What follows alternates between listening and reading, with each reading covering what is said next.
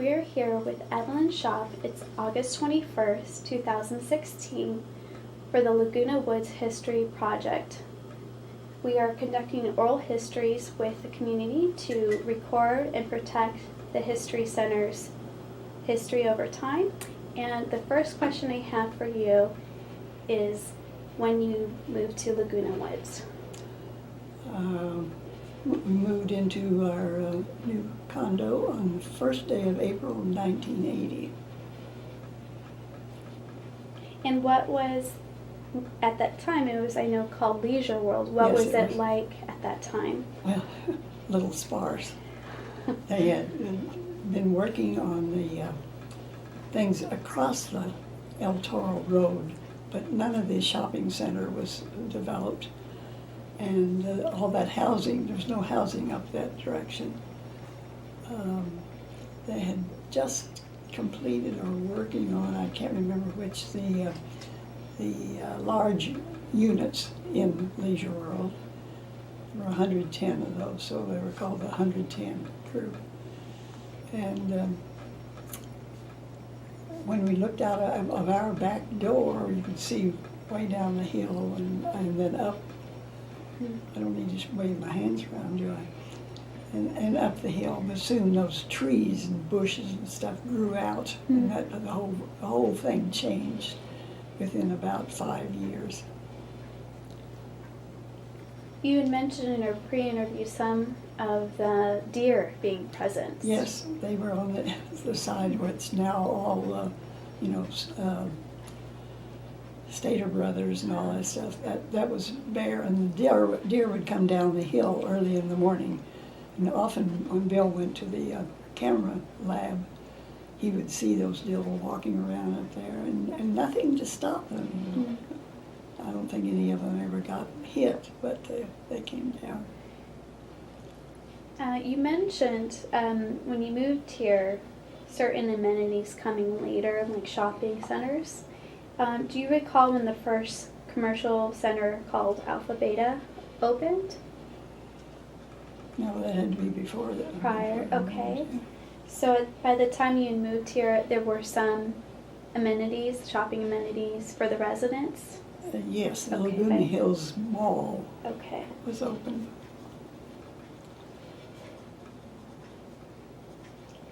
And you had mentioned Ross Cortese's work with USC Dr. Tracy Stibbe of the Plan of Action, and to understand what seniors wanted. Would you share in detail what that was? Well, I don't know why Cortese chose to go to USC, but he did. And he wanted to know, he had already opened Seal Beach, Leisure World, and they knew there were some things that should be corrected before they built another and larger one. So he wanted to find out what the seniors really wanted. And so they set up this relationship with USC, and Tracy was the person they talked with when they went there. And from that, he made some changes in the construction of units and in the kind of facilities that were available, and like churches and that kind of thing. And do you think those things met the needs of the residents at that time? Did he really get a good vision? I think so, yes. I'm sure that there were some things that could have been better, but at the time, they were very, very appropriate. I want to journey back to the first time you even learned about Leisure World. I know your relatives had a connection to Clubhouse 3 from when I recall in Gate 11 that you had several residents who had lived here. Would you share their prior experiences and what you had learned from them about this community? Okay. See, Bill had relatives down in Gate 11. Those are the single houses. And they had lived in Beverly Hills before they moved there. And she was a descendant of the Fillmore, President Fillmore. So she was, a little stuck up. But they were very happy there. And so that was one reason that Bill knew about it. I knew about it because I had friends who had lived in Seal Beach Leisure World, which I did not like. He also had relatives who lived there. But then some of the people that I had played bridge with prior to this moved into the new Leisure World, the Laguna Hills one. So I was coming down and playing bridge before I ever moved in, and knew that that was the place that we both knew was the place we wanted to live. And at those moments, how different was it? What years were you visiting? Well, you see, Leisure World opened in '64, so my friends moved in probably in the early '70s, and his relatives also somewhere along there. So we'd had time to both of us had time to get acquainted with what it was like and what people liked and didn't like. What were the major differences from those early years to when you actually moved there? Oh, it was more crowded, more people, more clubs, more activity, more classes, more complaining. I guess that's just natural for any community. But we were very happy with everything that was there when we came. So. And from the beginning in '64, what do you know about Ross's just overall vision? Just if you could summarize those early years based on your own readings and research, what do you think his main goal was? Well, I suppose, to be honest, it was to make money. But I think he really did care about making an independent living community that would please people of older ages. His mother, of course, was older, so and I think she moved into Gate 11 for a short time. I'm not sure about that, but I think his intentions were good. Now, there were some people didn't think so, but. Do you think he and the corporation were successful in their endeavors? Yes. In what way? Well, he kept building more units on the East Coast, various places, Northern California. So it was a successful corporation, I think. And in what ways do you think Leisure World here was different from all the other goals that he had? Was there anything as far as amenities or the way the community formed that you think was different, and why you even preferred here versus Seal Beach? Were there any other markers that made this community unique? See, the only one that I could really compare with was the Seal Beach one, but there the units were smaller. They had less facilities for community activities. It was well, I shouldn't say that.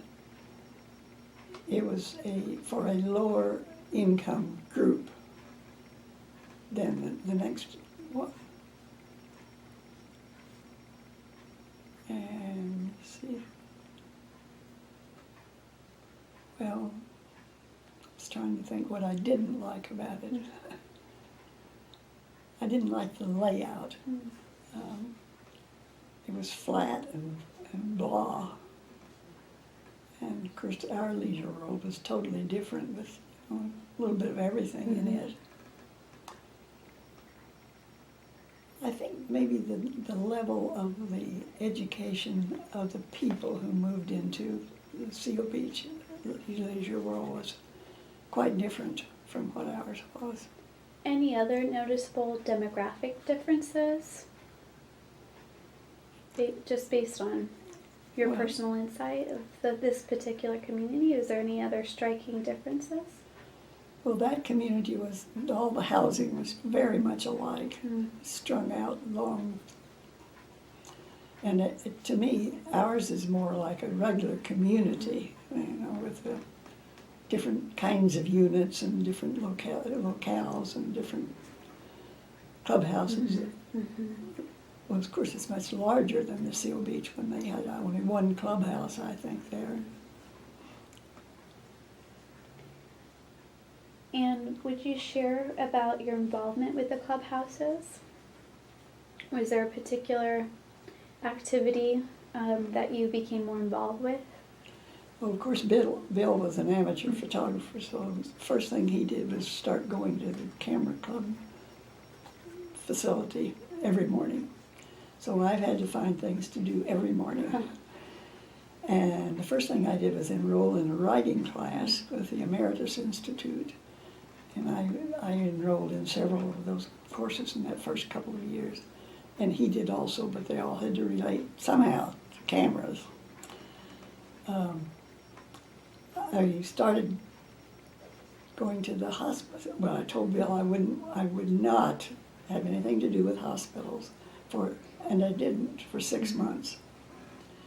But after that, I couldn't stay away, so I started getting involved with them and went on the first associates board and then to the foundation hospital board and so forth.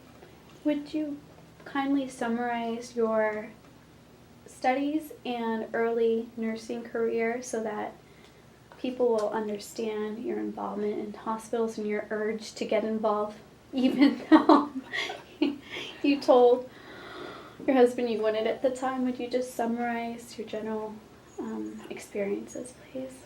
Well, I wanted to be an OB nurse, a midwife. That was my goal, which lasted about as long as I was in school. But after that, I knew that there were other things I wanted to do, so I eventually went back to Oklahoma, and there was a polio epidemic at that time. Every year they had some kind of a polio thing. The year before they'd had even more patients involved and had done a very poor job of taking care of them.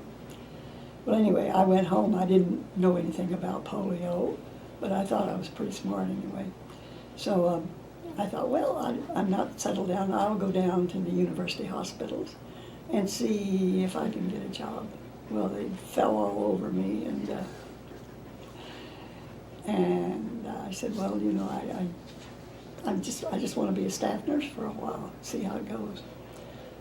So I went to work at the Crippled Children's Hospital, which is a unit of the university hospitals. And I was hired as a staff nurse, but everybody in the whole place knew I had a master's degree, so by the time the woman there got through telling them. Anyway, the head nurse on the unit oriented me for a day, and then she said, this was a Thursday, I think. She said, well, you know, I'm going on vacation, leaving tomorrow. I thought, oh, what am I supposed to do? Well, you're the only RN here. I guess you'll be the head nurse. So I learned how to be a polio nurse very, very rapidly. And after a while, we were visited by a nurse from the Polio Foundation. And she was quite impressed with what we'd been able to do. And she told the doctor who was out here that she'd been trying to find a nurse for him to run his polio service, which was a long time polio thing for the county. And the National Foundation was going to pay the salary of that person, all that kind of stuff. And so she called him and she told him she'd found the right nurse and that he should get in touch with me. So we started this back and forth conversation. And I said, fine. I said, no, I'm not coming to California. And he said, why not? And I said, because I'm not having those prune pickers call me an Okie. He laughed, and I couldn't figure out what was so funny about it. Later on, I found that his wife was from Oklahoma, but she never admitted it to anyone. And you all are too young to understand why this is so awful, but being an Okie was the worst thing that could happen to you if you came to California. Anyway, one day when he called, it was raining, and I was in the hospital dining room having my lunch, and I was mad about something, and so I don't remember what. So he called, and he said, well, why don't you at least come out and see what it's all about? I said, okay, I'll come. So I came out, and I had an uncle living in Gardena at the time, and that uncle had been telling me from the time I finished nursing that I should come to California and not be messing around. Mm-hmm. Anyway, so I came out, and I did like it. I thought this was something I could do and do well. And they were in the process of building a new hospital just for the post polio patients. And at that time, there were about 100 or so patients in the unit, long-term unit. And I knew that those patients would be ready to move within a 6 or 8 month period of time across the highway into a new hospital. So I said, okay, I'll come. And I was to be a polio employee, a member of the Polio Foundation. Yes. Well, and coming out, I was in an accident, a car accident. That's neither here nor there, but anyway, I was in a hospital in Springfield, Illinois. So my mother was with me, so we went up to my sister's for I recuperated, and I called him and I said, I'm not coming. He said, why aren't you coming? Because I've been in an accident and I can't use my arm and blah, blah, blah. And he said, I didn't hire you for your arm, I hired you for your brain, now get yourself out here. So I thought, okay, if he feels that way, I guess I better go. So I did. What was the question originally? Well, I want to know, given you had quite a career in nursing and hospital work management level and just overseeing large staff members, and what was your feeling from your past experience, your past career, coming to Laguna Woods and getting involved with their own system? What was your immediate sense of what the system was like, and just how did you change it? Just what was your feeling of what this was like when you arrived? You mean this hospital or the system I was with? The system you came to in Laguna Woods. So how different was it from Well, it was a small little hospital, you know. I had been at LA County for 20 years, and that's a very large institution, and we never had enough help and never had enough of anything. And I had to be the boss of a lot of things, including interns and residents and what have you. But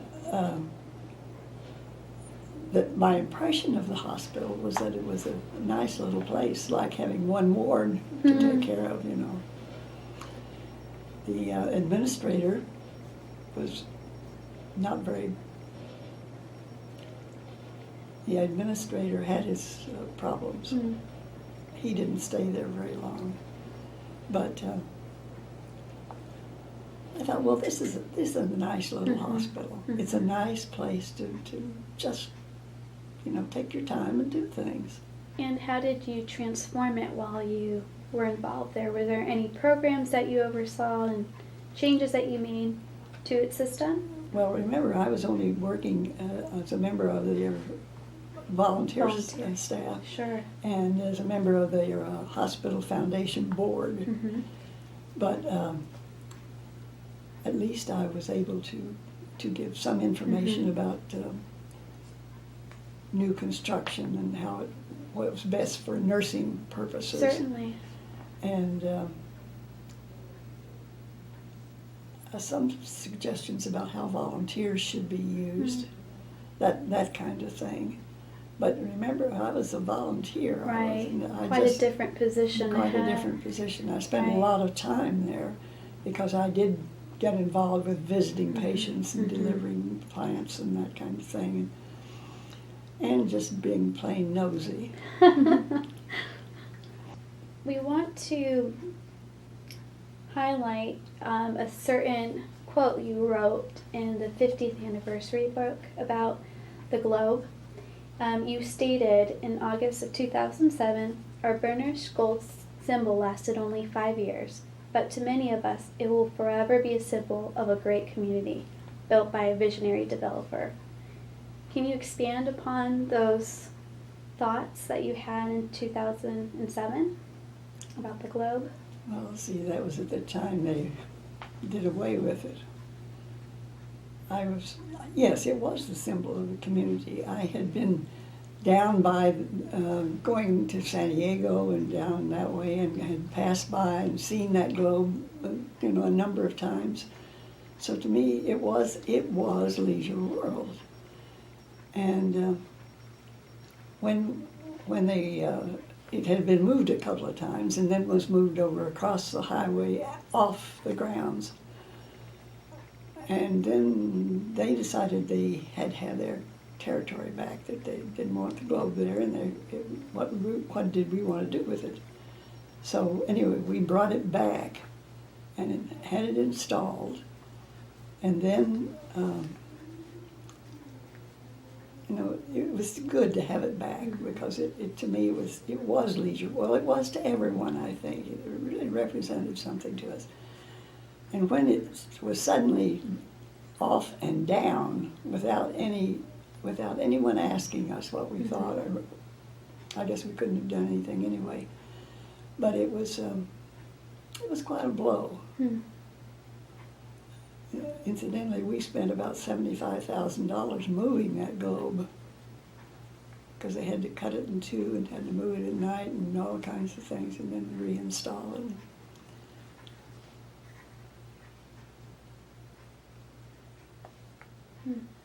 In what year did they reinstall it at that point then? Well, it hadn't been there very long, a couple of years, Okay. maybe a little longer than that, I don't know. Okay. But it wasn't very long. Right, okay. Speaking of early history of the community, I want to ask you if you recall reading about the January 1967 plane crash. I know that shaped a lot of the way the community formed in opposition towards having the airport there, but do you recall that moment in this community's history, the crash itself? I wasn't there, but yes, everyone talked about it, and it was really a very frightening thing, I think, to the residents, especially those in that particular part of Leisure World. But and certainly opposition to expanding that airport everyone was opposed to that. We, for a long time, held our board meetings over in Clubhouse 2, I guess.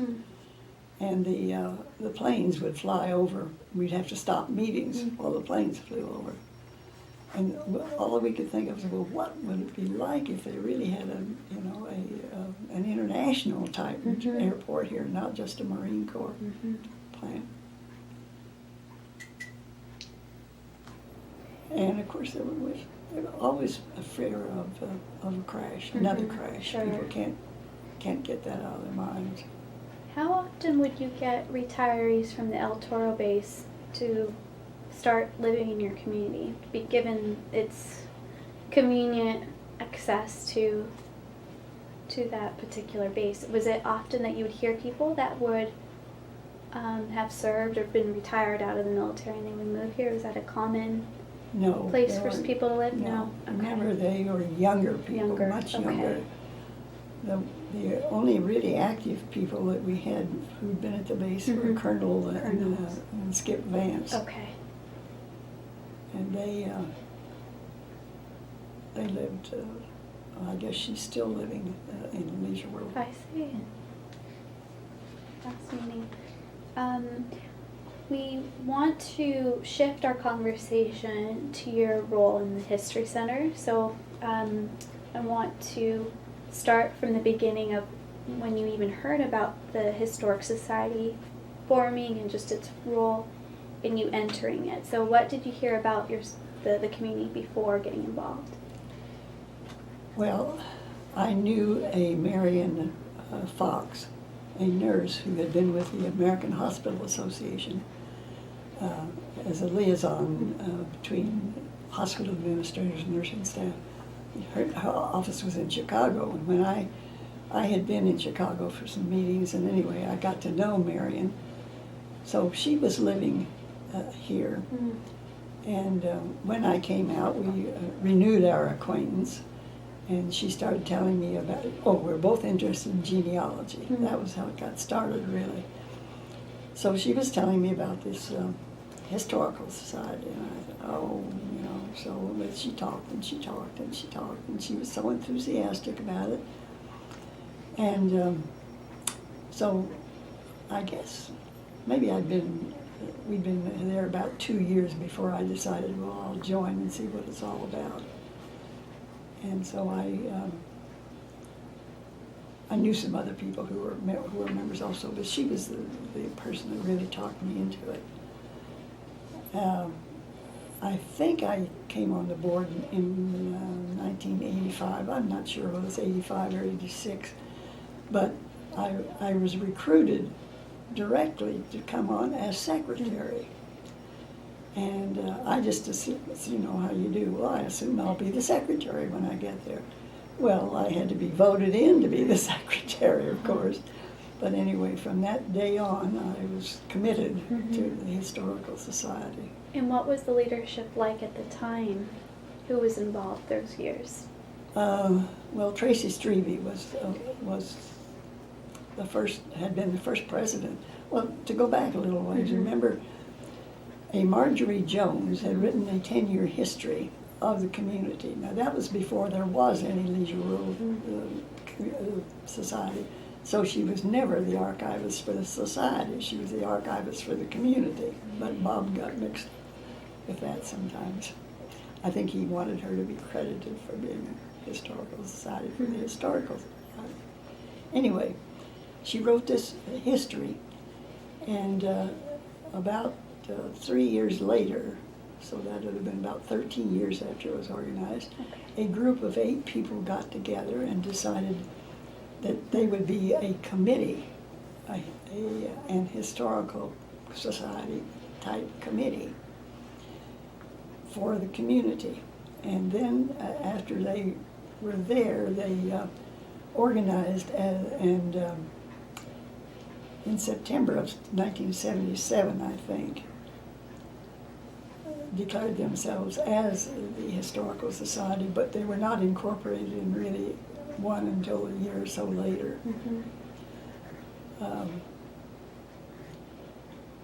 And what was Tracy's vision like at that time? So she was there in the early years on this student committee? Tracy was, yes, and he was the first president. Tracy was a great thinker and idea producer, but not a worker. And he stayed on the board until, I think, 1990. I think it was 90. And you had shared with us prior how the History Center acquired its current building. So would you share about its previous location and how the organization was able to get the new building? Yes, that's the whole thing I'd like to talk about. Yes. When I came on the board, the Historical Society had an office in the old administration building, which was Clubhouse 1, I guess. And it was right across the hall from the radio, the radio and TV system. So we got to know those people. But other than that, it was a very isolated little, I think 180 square feet. So that if 3 people and 2 desks were in there, you couldn't move around. It was a dingy little place and no place to go. And of course, the GR board only charges $70 a month, $75 a month for it. And one member of our board was a member of the GRF board, Bob Bedozier, and Bob thought this was absolutely ridiculous that they charged us, who were an approved historical society, money. But that took them a long time to change their minds and let us have it for free. But anyway, as the people were in there trying to do scrapbooks and cut out papers and collect stuff, you know, you couldn't get in if you wanted to just go visit. So there was a little, this was here in this building, there was a breezeway that goes down here like this to another building. And right in the middle of that breezeway, there was a little bitty space that the Camera Club had originally used for a dark room. And they had moved out when one of the other clubhouses was developed, and they got space there. So here was this little empty space. It was not as big as this dining room. It was about the size of that kitchen, just about that. So we got that, and they only charged us an extra $25 for that.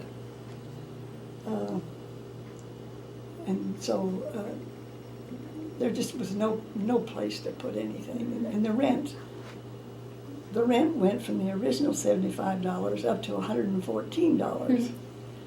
And we didn't have any money. We just didn't have any money. But along about the time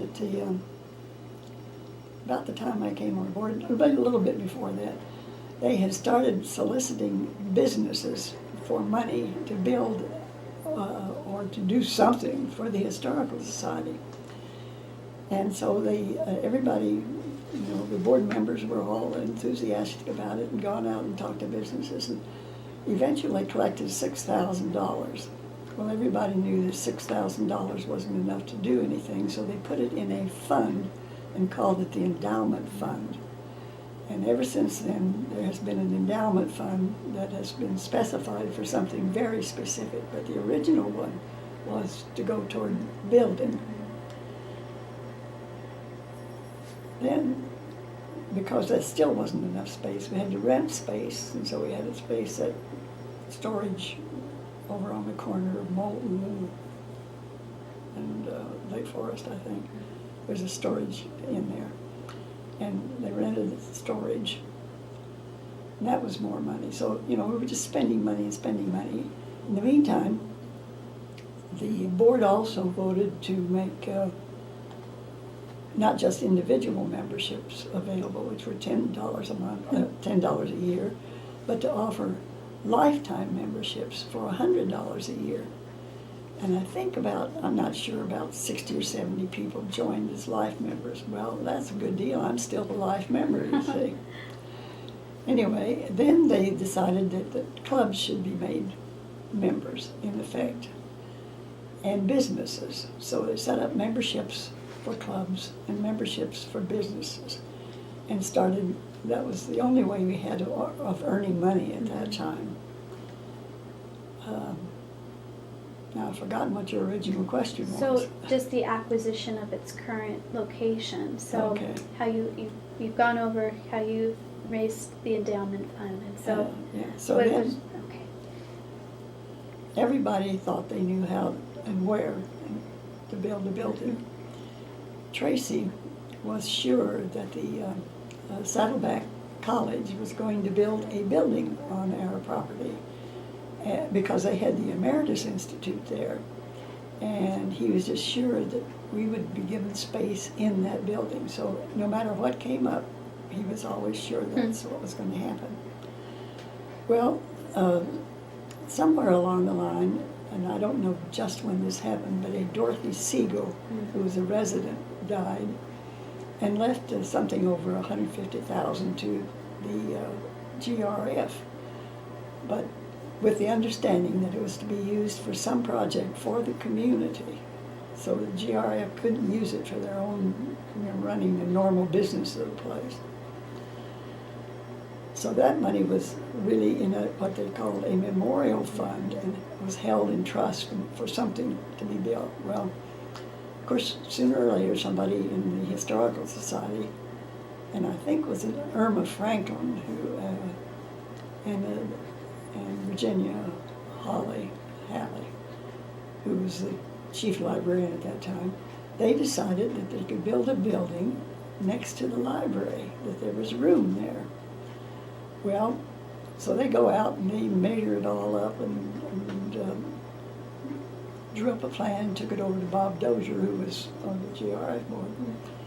in on our board, and he was kind of impressed. He thought, well, maybe this is worth doing something about it. So they developed some more plans and brought it back to the Historical Society board, suggesting that we ask that that memorial fund be set aside for our building. Well, everybody agreed except Tracy. He said, no, we're jumping the gun. They're going to build this building for Saddleback College, and we don't need this. So it got dropped. And then somebody along the way, and I think probably Bob Dozier, just kept at it and said, we need to have a plan, something that really we can present when the time comes, if there is money. So the Historical Society paid I guess an architect to come in and do the original drawings for a building with the idea that it would be connected to the library.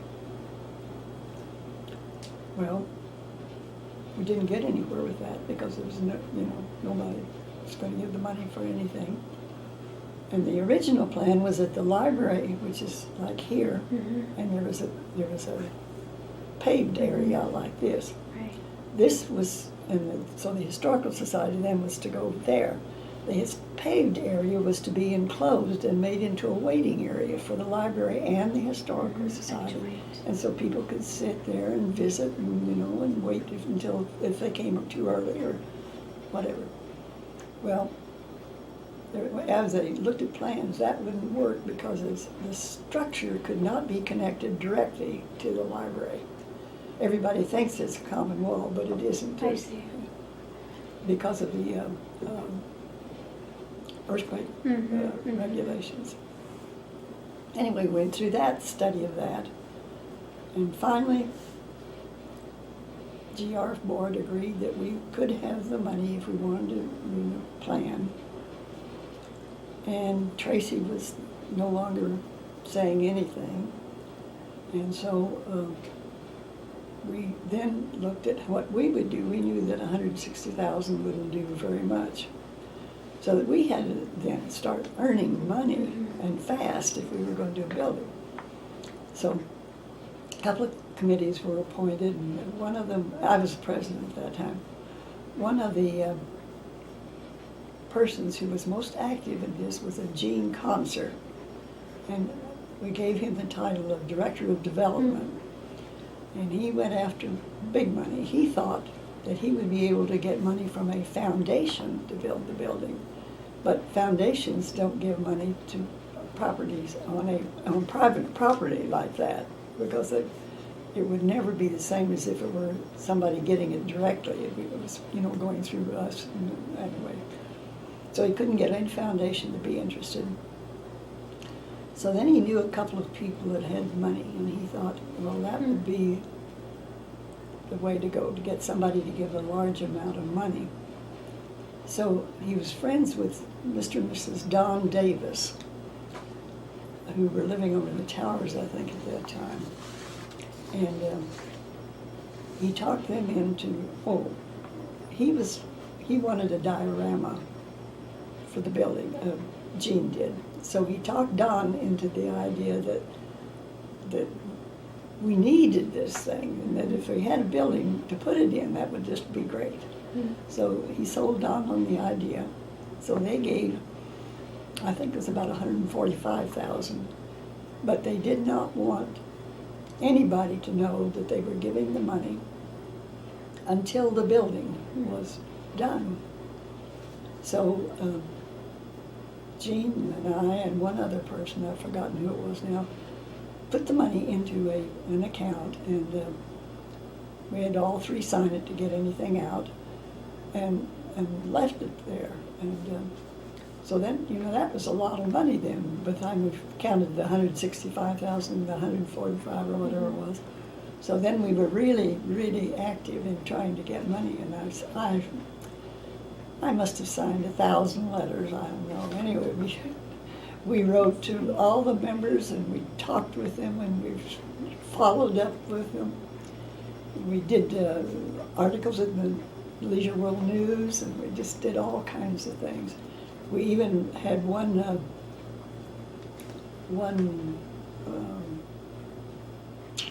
trip, a cruise to pay. And I think we raised about $10,000 on that cruise. Then we had, we did short one-day trips and charged little monies and did everything we could think of, and people started giving more, and then we set up a plan so that anyone that gave more than $100 would be recognized. Then we got a lot of little $100 ones.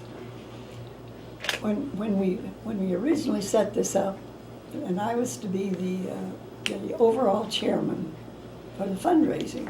That was in between being a president and being something else. Anyway, I said I would not do this unless every member of the board made a contribution. Because I just felt if we didn't support it, we couldn't ask other people to support it. Well, all but 3 members of the board made a contribution.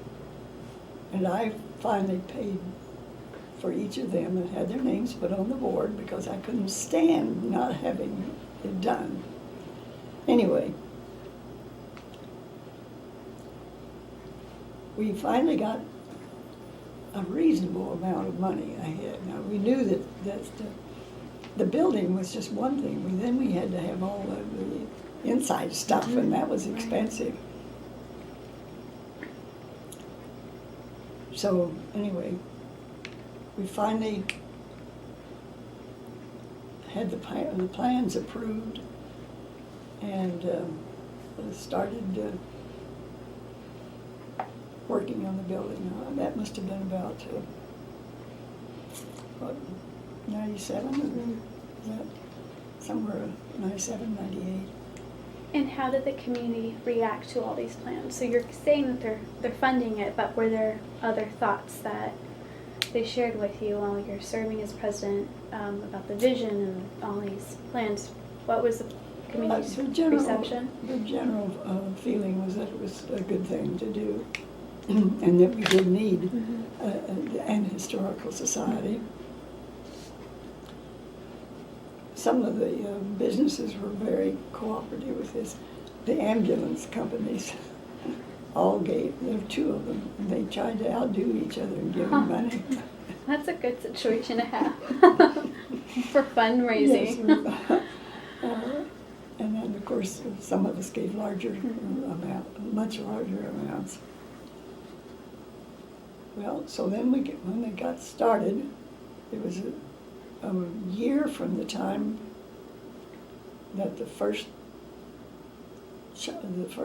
spade went in until the building was finished and ready for occupancy.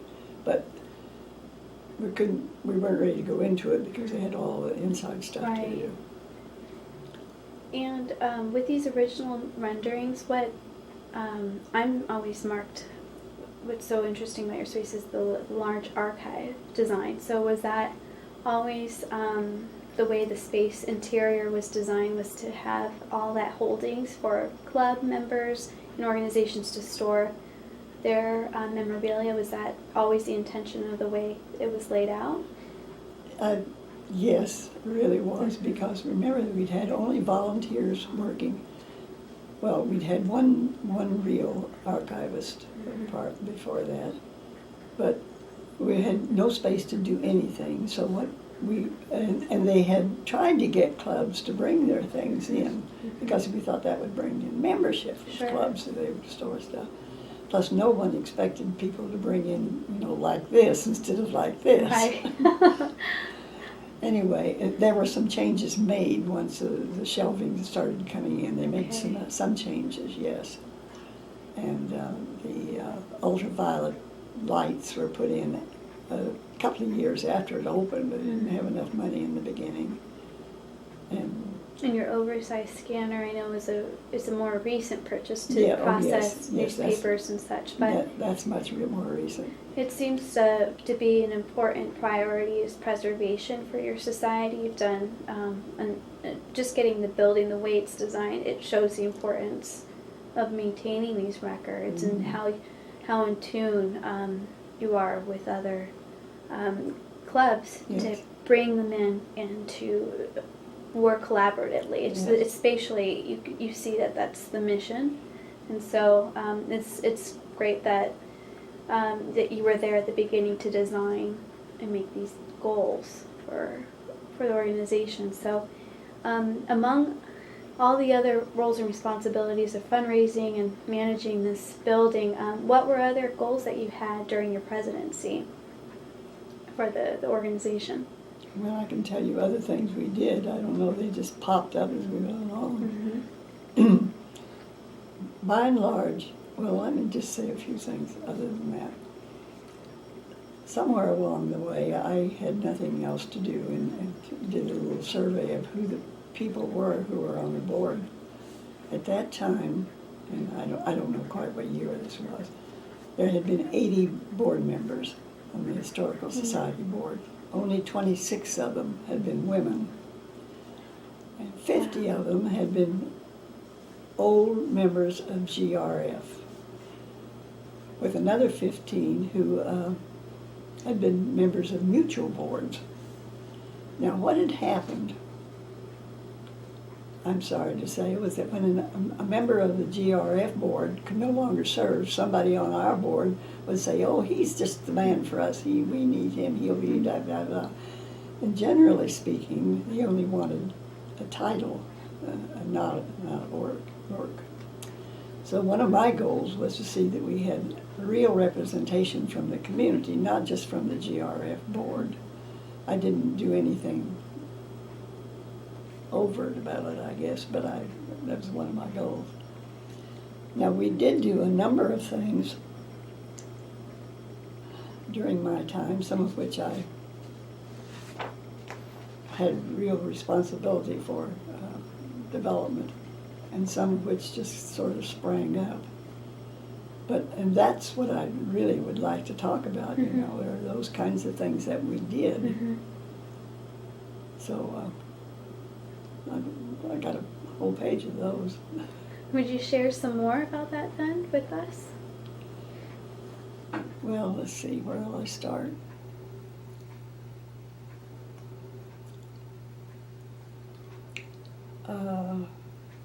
We did have a newsletter, and the newsletter at that time was, you know, just one of these little things that we do, but it did give information about what the society was doing and all about the fundraising and all that kind of stuff. And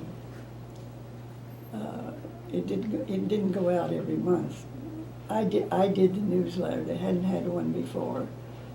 And then we didn't have a really good one until Bob took up that job. Although I certainly spent enough hours doing it along the way. That was not one of the things on my list, though. Now, I think one of the things that well, let's see, some of the things that we did that were very important have fallen by the way because they're no longer important. The role and responsibility of the Historical Society have changed. But one of the first big things that we did was to take over the Leisure World of the Month program. Mm-hmm. This program had been started by Ross Cortese in 1976, and the staff had, you know, the management had selected the people to be honored. Mm-hmm. From the very beginning, everyone had their picture made, they had a public ceremony, and they, you know, so forth. Then Ross got the Home Savings of San Diego, which had a bank where Farmers and Merchants Bank is, I think that's where it was. to sponsor it. So they paid for the expenses then for about 4 years, with the Historical Society acting as a consultant to the group. And they selected the people. Home Savings did not. Home Savings paid for it. Then Home Savings went belly up. And suddenly there was no one to take care of the Leisure World of the Month except the Historical Society. We did not have the money. So they had to put this on hold for 6 months. There were no Leisure Worlds of the Month during that time, as everybody tried to think of how in the world we could get back to it, because it was a very popular program. Finally, someone gave anonymously enough money to get us back in operation. And so after that 6 months, we were back doing that. Then this went on month after month after month. And the Historical Society president appointed a secret committee who were not supposed to discuss at any time for any reason who the selectees were, because everybody could send in nominations, etc. But the decision we made was that it would not be based on any one thing. That is, the individual would not be honored simply because they were a member of the Methodist Church. Didn't make any difference. But if they were very active in an outside organization like the Methodist Church and did things within the community, then they would be considered. There were some people who would solicit all their friends to send in their names and all their information about them. And sometimes they were people who were totally inappropriate in terms of having done just one thing, period, Anyway, after a while, the committee had some major arguments. I was not a voting member, but I was on the committee. It had some major arguments about some of the nominees, particularly GF board members, that they didn't think had been appropriately doing their job. Anyway, big fights sometimes, and sometimes people who I thought should have been honored were held up because of fights within this committee. Anyway, after a while, the committee, and this was after I was no longer president, the committee decided that they just did not have enough good candidates to do them every month. And so we went to doing them I think it was every 3 months. Anyway, and in the meantime, of course, we've been incorporated, and so this was now the honoree of the month, and not Leisure Worlder of the month. It was the same thing, but we changed the title so that, and so this went on for quite some time, and then I think, I don't know when they stopped doing it, I don't remember that now, but there just weren't enough candidates, and the kind of people coming in were different from the kind that came in earlier on. And I say that, and it's just, here's an example of it. Early people coming in, there were large numbers of bridge players. They just had all kinds of bridge. People coming in the last few years didn't play bridge at all. There were a younger generation, they were not bridge players. That's true here also. So anyway, it just sort of went by the way. But it was a good program, and we, I think, did a good job and did something for the community with that. And the History Center now has entire holdings in their possession, and they've been digitized. So at that transition with funding, is that when they acquire not only the program, but all the artifacts and photos and things, or was that later for it to become part of the holdings in the archive, all the honorary information? Oh, all of that was, it was there, but it just wasn't done in the same way. I see.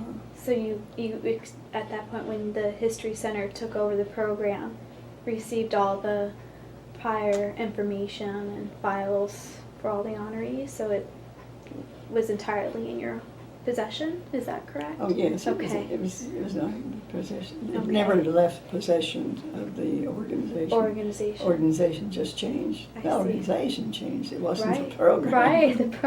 A lot of change going through it, but it's great because now part of the entire program's on your website. So now all the honorees can be searched, and so I was just curious at what stage, you acquired all that information. So if it was latter or immediate. So, of course, you were honored in June of '88. Mhm. Would you share how you accepted this honor and how it felt to be recognized by your peers? Well, quite honestly, I had been honored many times prior, and from back being high school valedictorian all the way up, and so it didn't mean that much to me. In fact, I almost didn't even want to go to the ceremony. My husband didn't think I was very smart about that. Anyway, I guess I was glad we had the program. There was no question about that. And I think many of the people who were honored deserved it far more than I did, because I was only doing hospital and historical society things really within the community.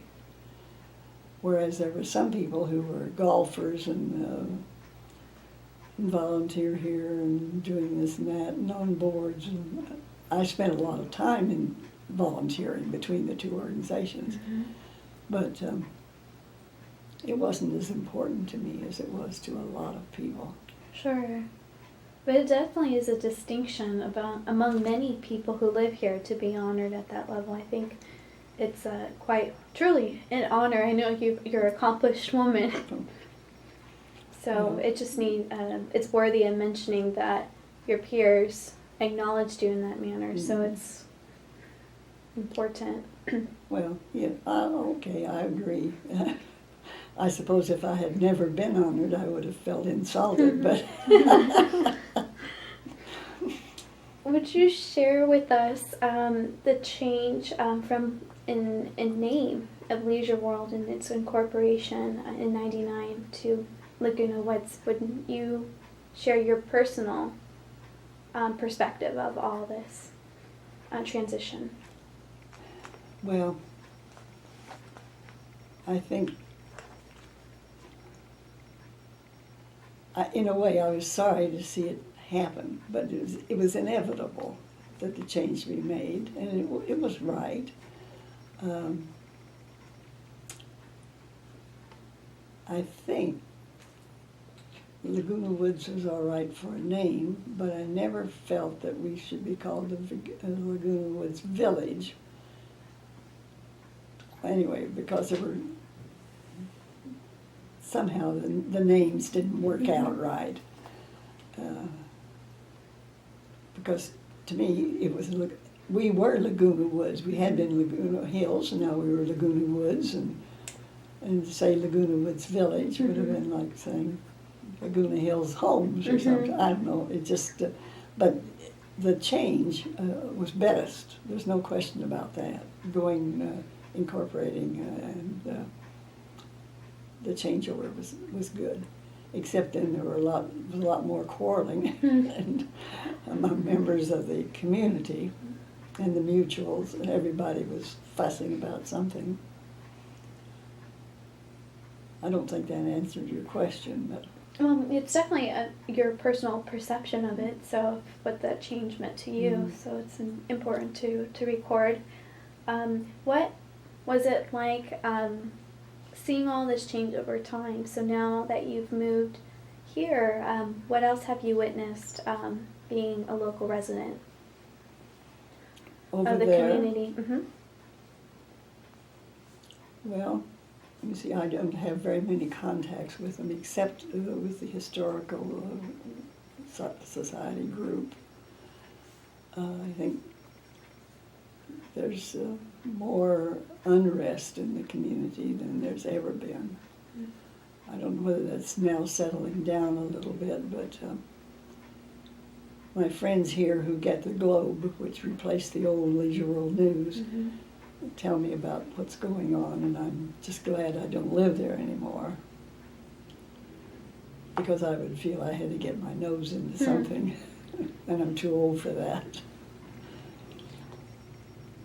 And of course you were involved with the 50th anniversary in 2014 in the writing of the book. Would you share about your perceptions of this important moment in the community's history and your involvement with the book itself? Well, the 50th anniversary book, I think it was very important to have it, and it's very well done.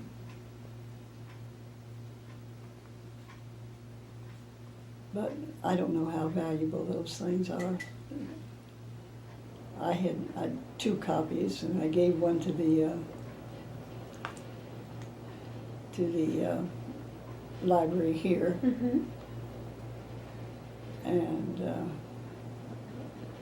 there are a lot of people here who had lived in Laguna Woods, but you know, they aren't that interested in what's going on there now. At least I don't. They all know they're fussing and fighting, but most of them are glad they're living here and not there. So.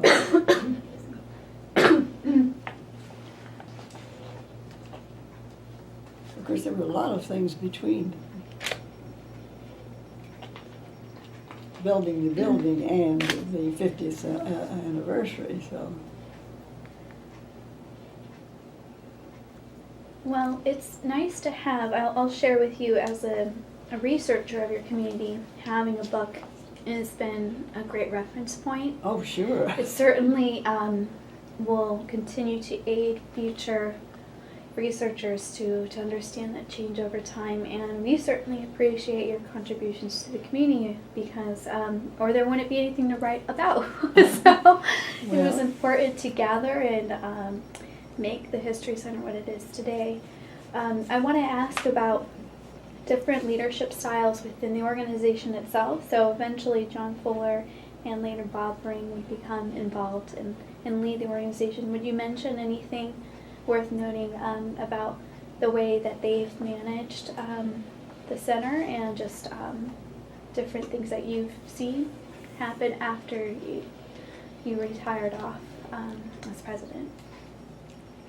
Well, John Fuller was a very nice, meek, seemed to be meek man who just kept things on track. Nothing new and that I recall happened during his tenure.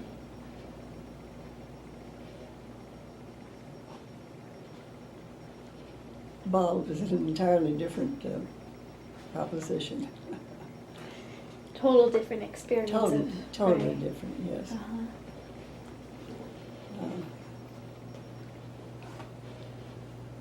There were people who felt that Bob didn't really represent the spirit of the community, but that wasn't true. He did.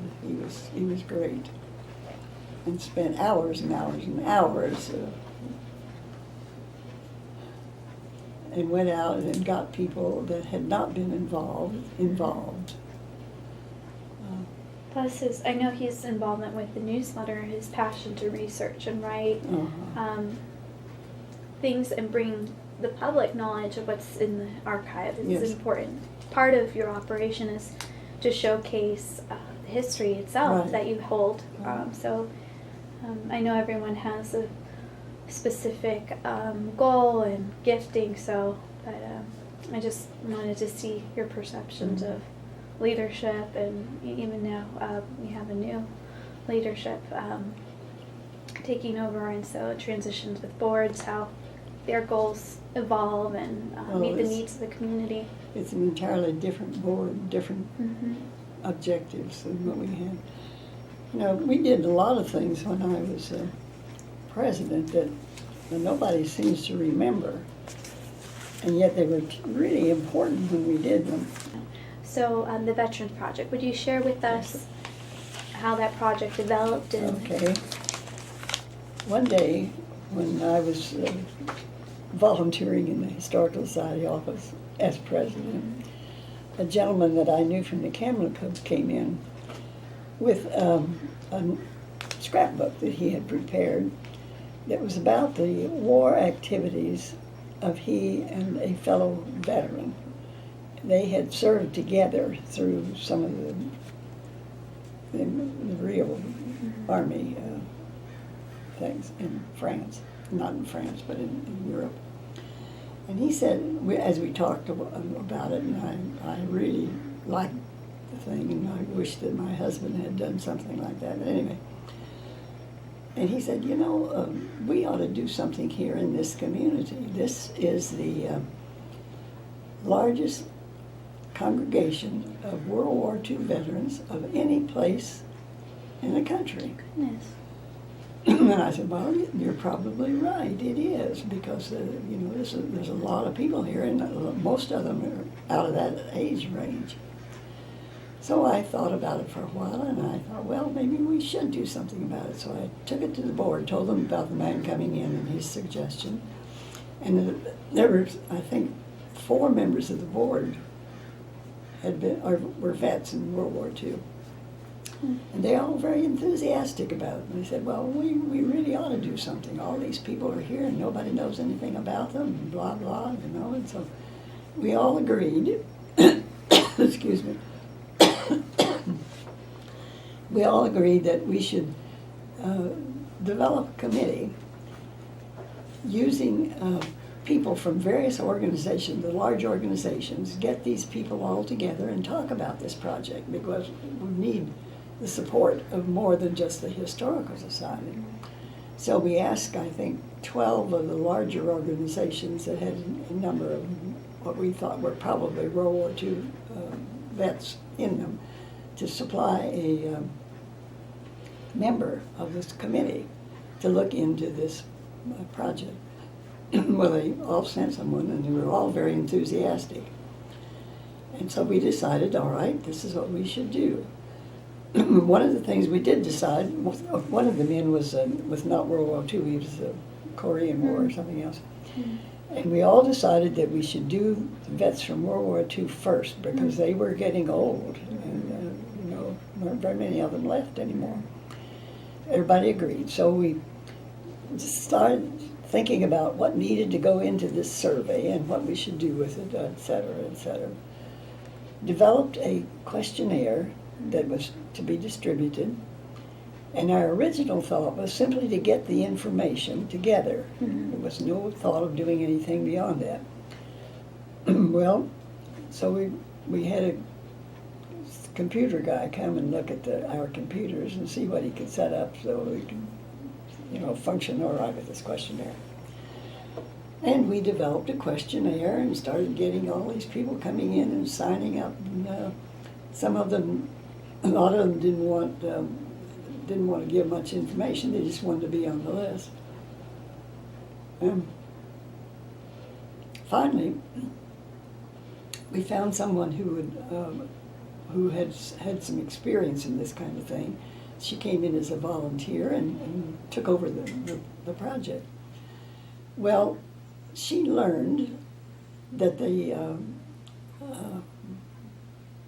Library of Congress had a project which was just underway. Now, we didn't know anything about this when we set up our project, nothing about it. So here we had done all this work which didn't fit the requirements from the Congress, the Library of Congressmen. So she went to visit the Library of Congress. She got all the information. She came back, and we started. I don't know. She didn't get as much information as she should. Anyway, she decided that all we needed to do then was take pictures, do interviews, and take pictures of these gentlemen that were. And I say gentlemen because there were very few women. So there's another organization, not the Camera Club, and I can't think of the name of it, that was doing movies and that kind of stuff.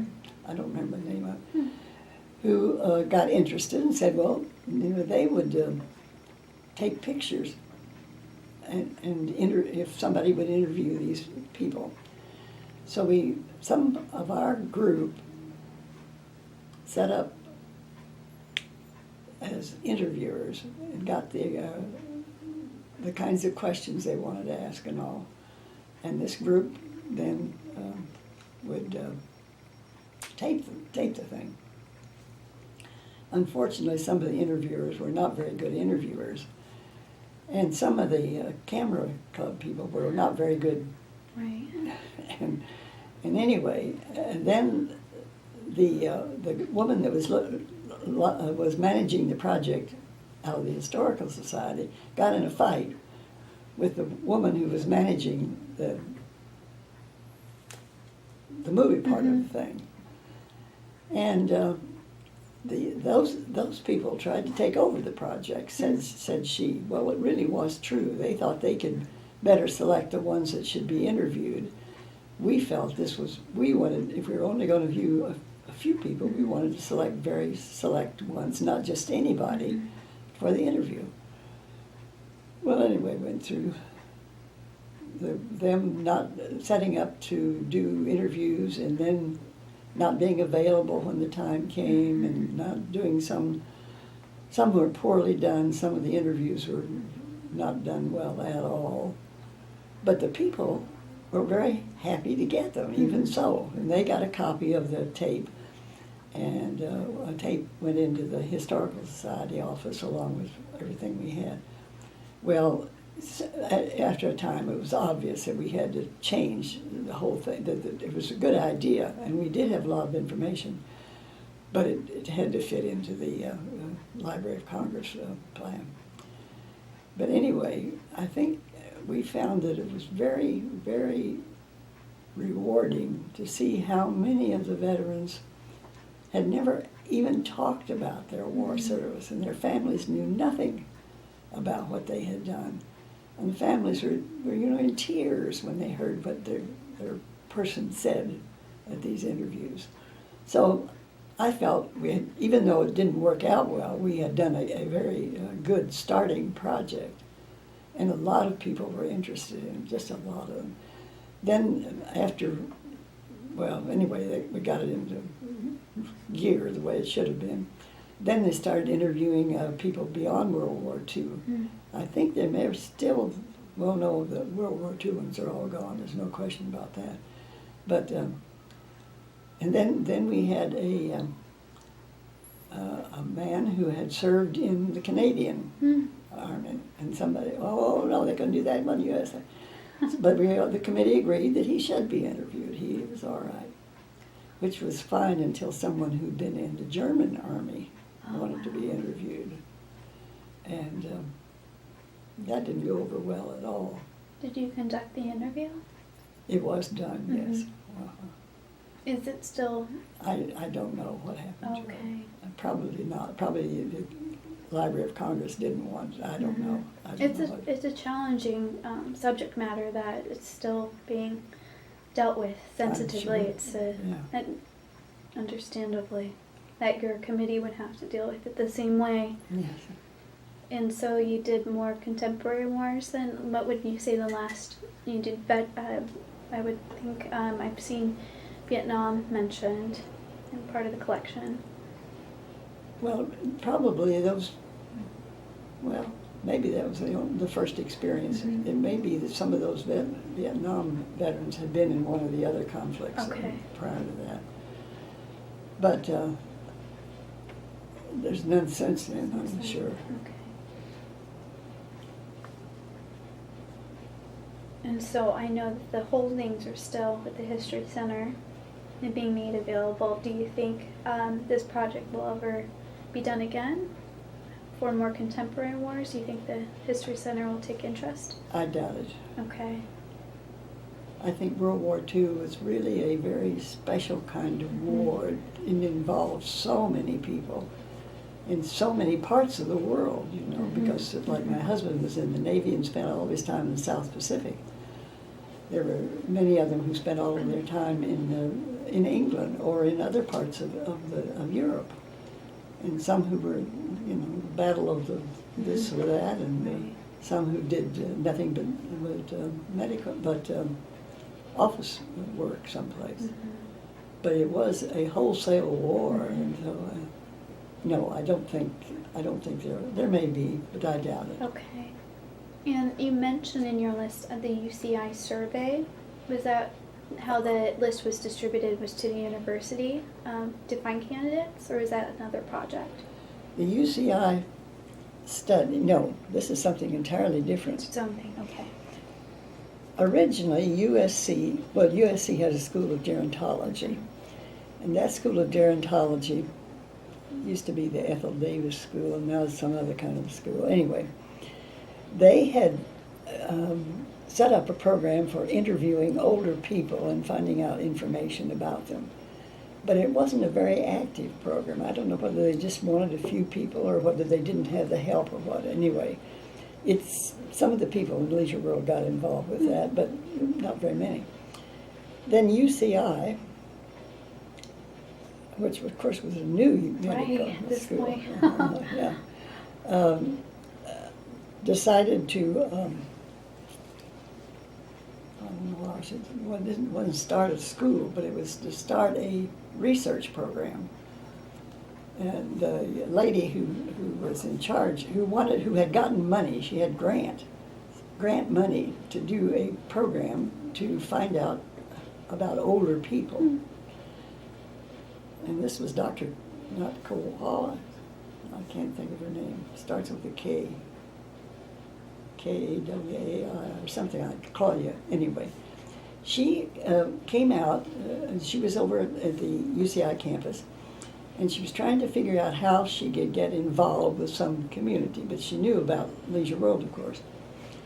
So I think the university went to the GRF to see if they could get a mailing list for the community.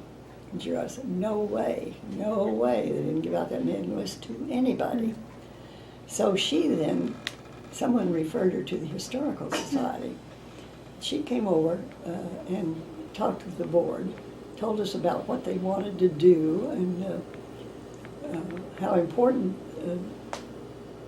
she and many other people thought it would be to study a group as they grew older and find out what really went on.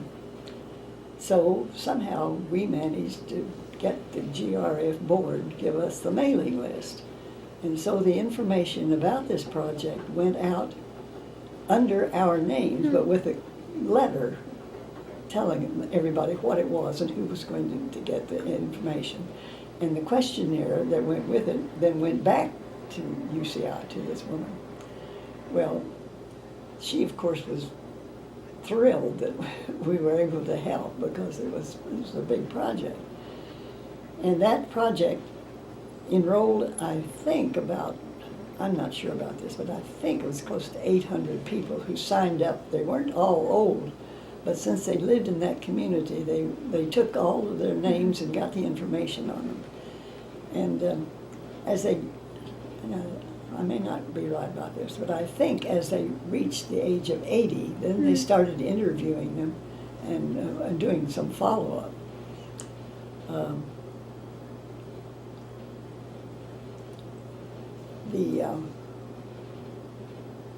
Then of course then that developed into the UCI 90+ study. And my husband had gotten into the study when he was 80, and so then he was still there when he was 90. Well, I had signed up, but I was 9 years younger than he was, so it was a long time before I got into it. But I think we were really a help in getting that study underway, and I think it's really an important study because it's the only a large group of people like that you can follow through it followed through for years, really. So, but anyway, getting GRF to give it their mailing list. Well, thank goodness that you were able to circumvent that. Get the research taken care of. Yes, because I really think some of those studies are going to be very, very important. Absolutely. We're all getting so old so fast. And our lifespans are being expanded so Oh, yeah, rapidly, so yes, it's important information. Yes. Well, the 25-year book, of Mhm. course, a big deal, 25 years, you know. And so the Historical Society's part of that celebration was they promised to write a book. Um, so in order to get a book, they had to have some backing. Mhm. So one of the members of our board was manager at the Glendale Federal, and he didn't live in Leisure Grove, but he was on our board anyway. So he got a $25,000 grant from Glendale Federal to back up the publication of the book. Now, they chose people who had been influential in developing the community. Not all of them were Leisure Grove residents. Some were. Some were. Some of it I thought was very good. Some of it was very poor. But at any rate, the book was created, and then a lot of copies were sent out to historical societies and to colleges that had, or places that had geriatric programs. And then they were sold, of course. And let's see, well, they were $15, I think, which was a high price for a book at that time, that kind of a book. Anyway, that was another money-making thing. So any money that was left over from that went in back to this $600,000 thing, that memorial fund endowment that had been set aside.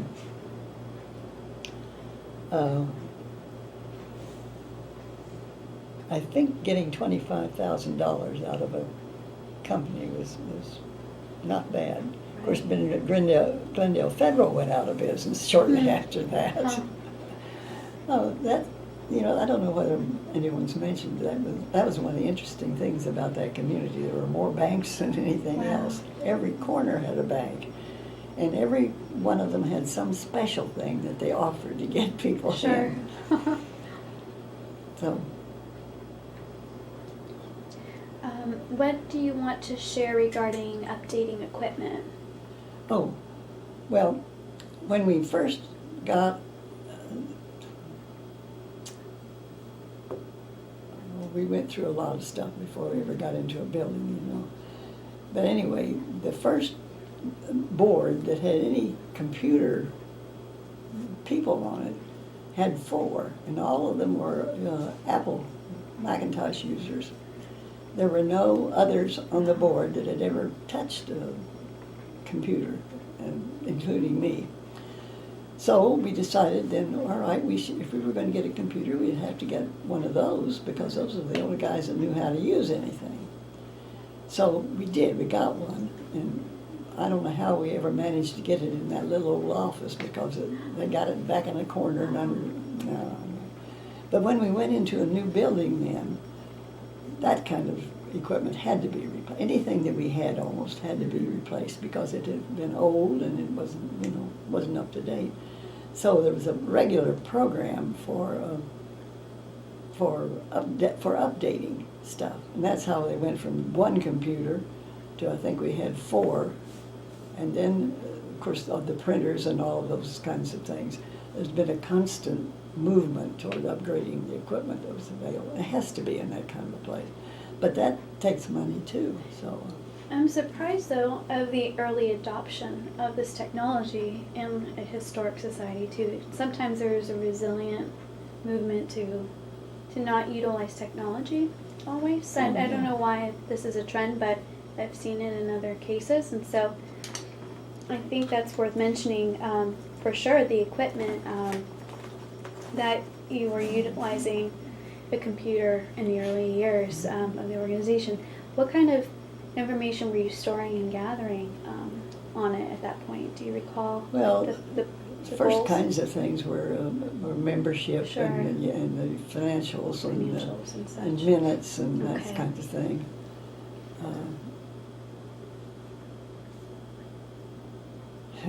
The archive, we had the first archivist, first officially appointed archivist was a Clara Still. Mm. And Clara had been an archivist at for the School of Medicine at Stanford. And so she knew something about it. But anyway, the man at our place who was most involved was Foster Sampson. Sampson? Mm-hmm. And he and Claire just did not hit it off at all. She was, she didn't think much of Mac equipment. Huh. Anyway, that's just one of the little things that went along with that. It's still a thing to this day, though, about Mac and versus Yeah. PC. So understandably, that could be a conversation then. But I know the equipment has always been forward-thinking. It's been modernized. Currently, they're made some investment with archive equipment and such. So that's important to modernize and maintain records.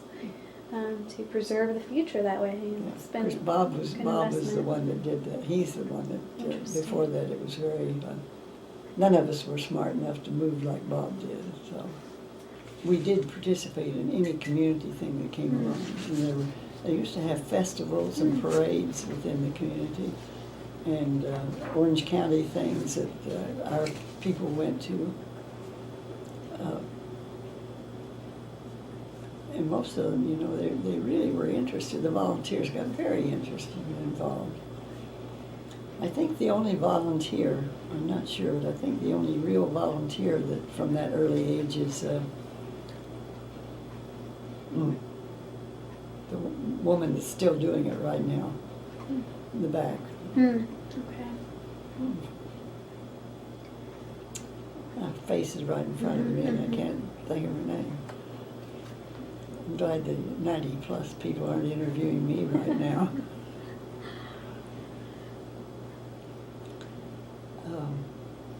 And you mentioned exhibits as well. We'll add it to the transcript as a footnote, her name, so don't worry. She will get credited for her years of contribution. So, Well, what's her name? Trish could give you her Trish, name. okay. She can tell you who. That's the name that came to mind for asking. So, okay, She's the I'll one. pursue that with her. And then in terms of exhibits, I know you have at the moment display the entire community in miniature. The diorama. The diorama. So when did you acquire and store that on site? I know that's one of the prized possessions. Well, that was had to be a part of the money that Don Davis gave us, Okay. remember? Right. And so that bid went out for that, and I don't know what, it cost over $25,000, I think, at the beginning, something like that. Anyway, they came out and they took aerial pictures and did all the kinds of things you have to do. And that it was ready to come into the building when the building opened. I think what's interesting from what I've witnessed is that when new residents are looking to move there, they visit your center They can, and they see the diorama and they get a visual of what it physically looks like, but there's a chance for them to understand, I think, the change over time at the very beginning, but that seems to be a critical role that you're playing as far as its growth. So the fact that you're part of that experience is definitely a part of why I think it's grown so much, is that they visually have a place to see it and gather and dialogue about these things. So not all communities have a place like that to survey before moving. no. So I think it's fascinating that you are still in fact tied to its growth, the History Center, the community itself, that you have those tours taking place. So and that's, personal perception is, you've mentioned the growth. I don't know what the future plans look like, but certainly the center will be a place where you can learn about the future of what that might be, what other development might take place. But in retrospect and looking forward now, what do you hope the History Center to accomplish for the future? Well, I hope it will just keep on doing what it's doing and stay up to date and keeping things, where they're available to people. Because I think more and more people will want to survey that, or want information from it as time goes on. Mm-hmm. They'll want to know what their grandparents did, or what it was like when Grandma lived there, and all that kind of stuff. Plus, it's an interesting organization. The relationship to GRF and all that kind of stuff. I think that's very interesting and should be something that people will look at for a long time. Certainly. Are there any other things you hope for the community to accomplish itself by itself? I wish they quit fighting. Ah, sure. I know. Time will tell if they accomplish that, but yeah. I don't suppose, well, I think it is worse than some other communities, yes. Sure. But, Yeah. I don't know when anyone told you, but right from the beginning there was a group that was anti-everything.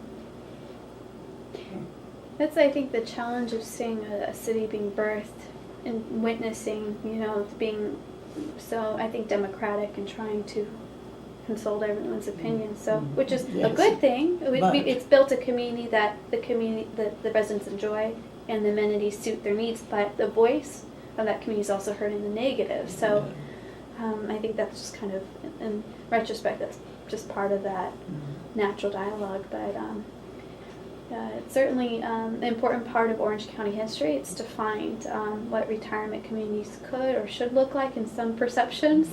And we're thankful that you have been an essential part in the History Center's legacy so that the future will know what that organization started as and have a vision of what to plan for the future. So this conversation is very important for us to have. So we thank you for your time and to conduct this interview and the series that's going forth. But is there anything else that we should know for this interview? That I can't think of anything. Okay.